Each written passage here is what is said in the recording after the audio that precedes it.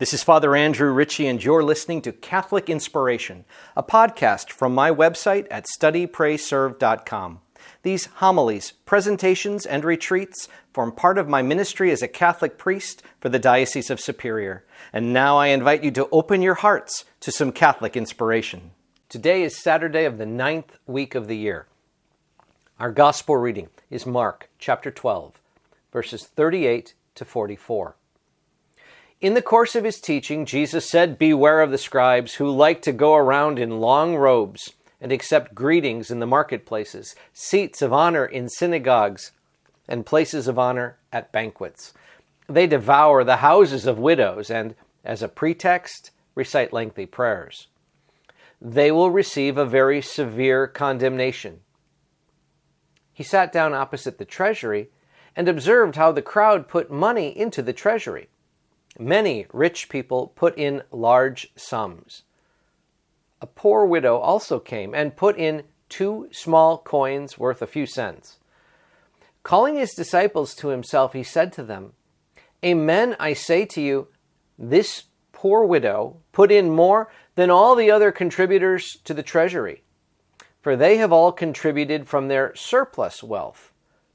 But she, from her poverty, has contributed all she had, her whole livelihood."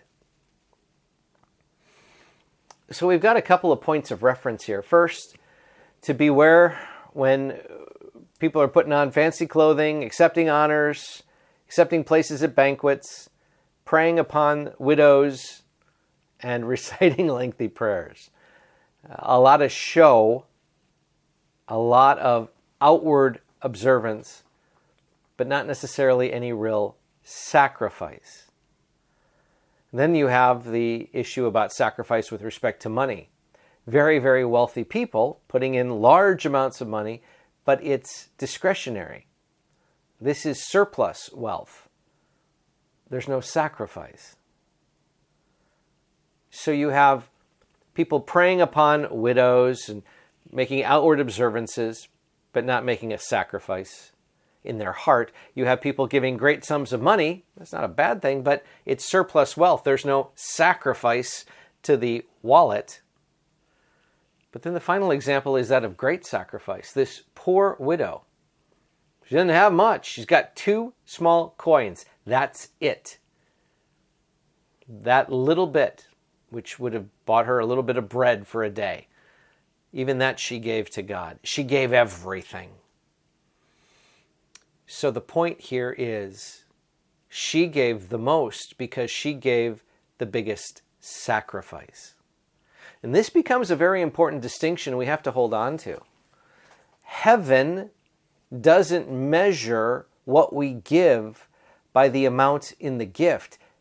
Heaven measures it by the amount of sacrifice that the gift reveals. And that, my friends, reveals something that's in the reach for all of us, because all of us can make a sacrifice of our time, a sacrifice of our talent, a sacrifice of our treasure.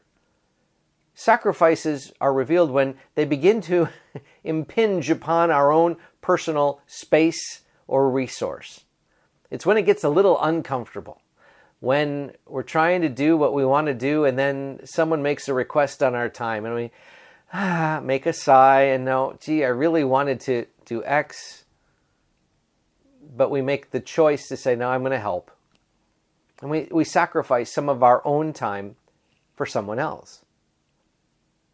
To sacrifice a talent, to be able to put to use a skill, an ability to help someone else, even when we don't feel like it.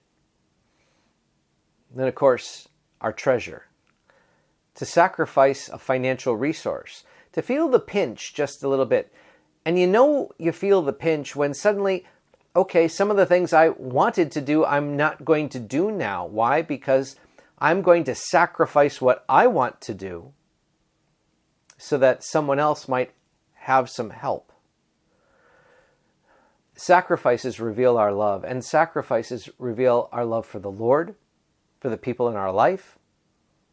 And here you have in this passage, the real question is, what am I willing to sacrifice For whom am I willing to make a sacrifice?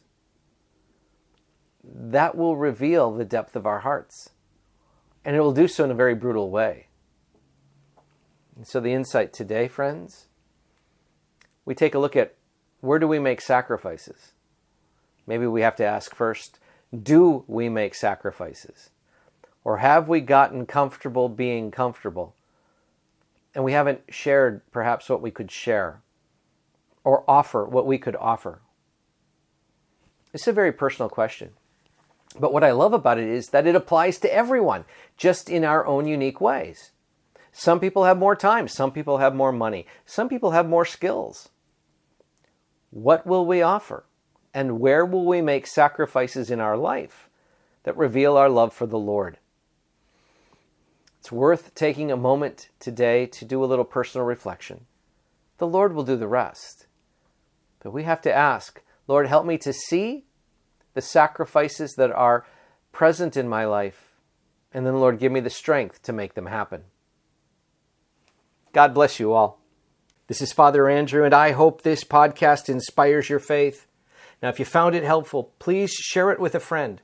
And you can help me by leaving a rating and a review. I keep all my listeners in my daily prayers, and I ask for your prayers in return. God bless you, my friends.